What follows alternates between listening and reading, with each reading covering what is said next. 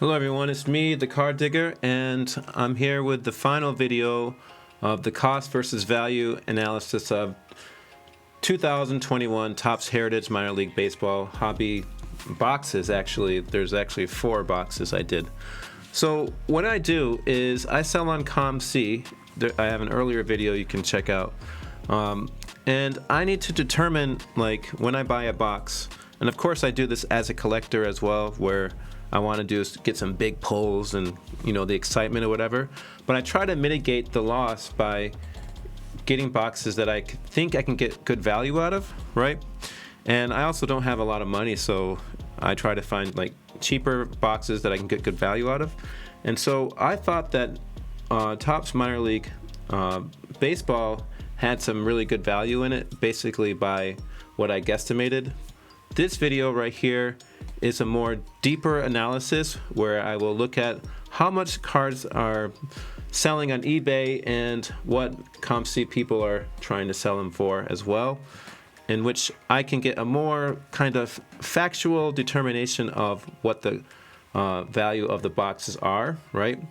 And so let's get into it. So basically, before I really start, I want to say that these 4 boxes that I pulled were not very great. I didn't get really great highlights or anything like that. So I think these are more of an accurate depiction of what you could get if you were to get this box. So what I'm going to do is, firstly, I have a stack of highlights right here, right? And I'm going to start with this card right here. Probably just do this card right here. This Julio Rodriguez short print. I hope you can see it well, right? And so we're going to see how much that went for on comc and also eBay. So let's take a look. So what I do is basically I check out on comc right here. You can type it in there, right? So this is a short print on comc. I really look at the lowest price because when I put the cards on there, unless I think it has really great potential, I usually put it for the lowest price. And actually, this card I might put it for a little bit higher because it's Julio Rodriguez, but for right now I just focus on the lowest price and not the highest price, which is this $23.25. Okay, so then on eBay, I checked out right here. I go into the sold listings, right, and we have one for $14.95.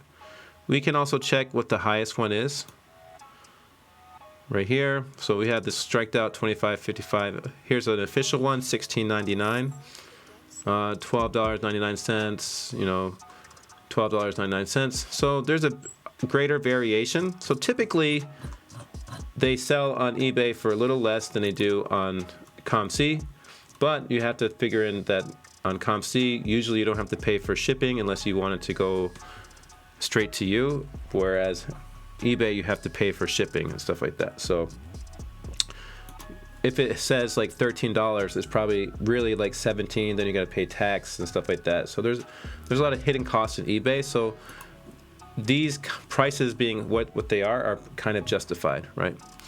So then I made an Excel sheet. You can check out here. You can see the Julio SP.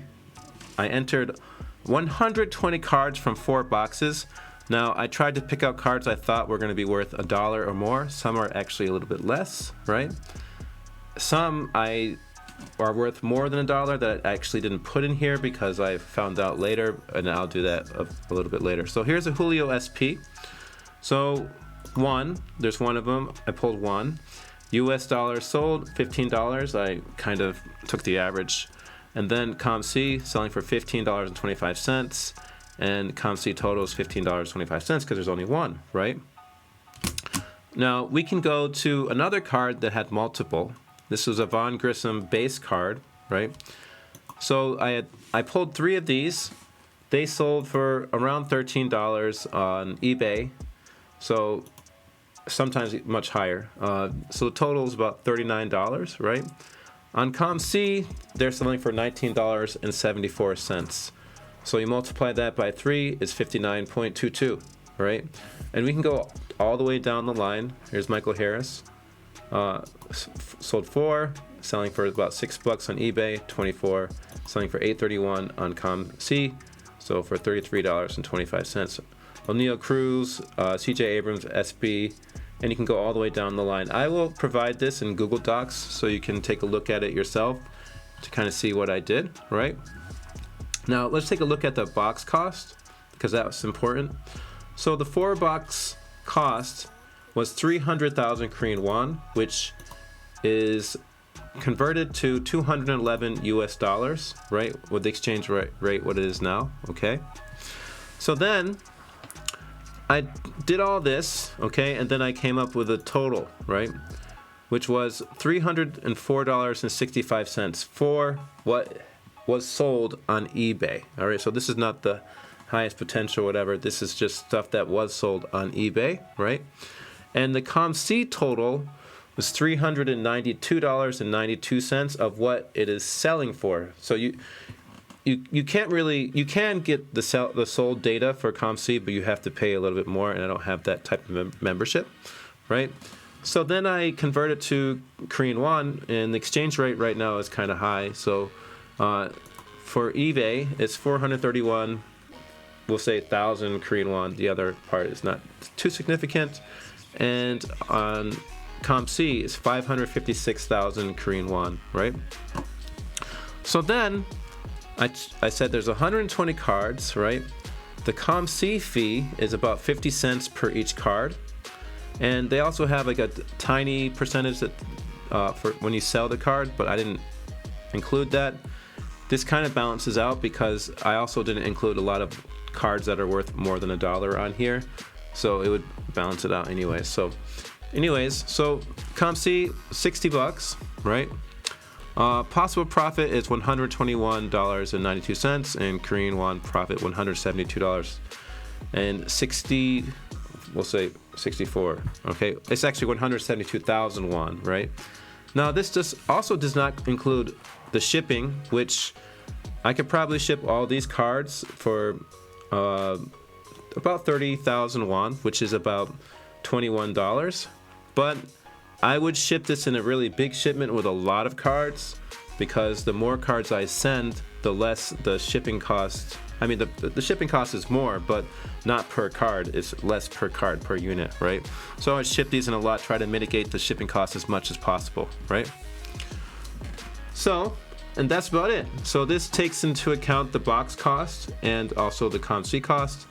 And so, yeah, I basically proved that, all right, it would take a long time to really prove it, because I'd have to sell everything, but without having to take like a year to sell all the cards and stuff like that, I basically proved that these boxes are valuable. All right, they're not like, they don't have a high floor, but they don't, or high ceiling, but they have a pretty high floor. All right, and they actually do have a pretty high ceiling if you get their super rare cards, which I never have.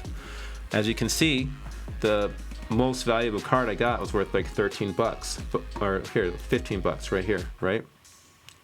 However, there are a lot of cards that are worth a couple dollars, and these are also prospects, so in time, in the future, they could be worth even more money if they have good success in the major leagues. All right, so I think this is a good alternative to Bowman, and I'm probably going to buy some more and see what I can get, because for me, I think it's not a huge gamble. I think that you can get these boxes, right? You can get, if you're a sports card investor, you can get what you want out of value, right? And if you're a collector, you can get some really cool cards as well of, you know, of some rookies who are out right now, or people who could be superstars in the future, right? So if you don't have the money to get Bowman, I think Bowman's probably the best, right? But Bowman also actually has a lower floor. You can lose a lot more money by buying Bowman just because it costs so much more money. This is about $50 to $60 USD, so you could get it for a lot cheaper. So anyways, as I was saying, you should get these. That's my recommendation. That's all. All right, I'm gonna include this in the description so you can take a look at it. And I'll probably be opening up more boxes of these in the future. And if I do, I'll have a little bit more of an expanded analysis. All right. Thank you for watching, and have a good day.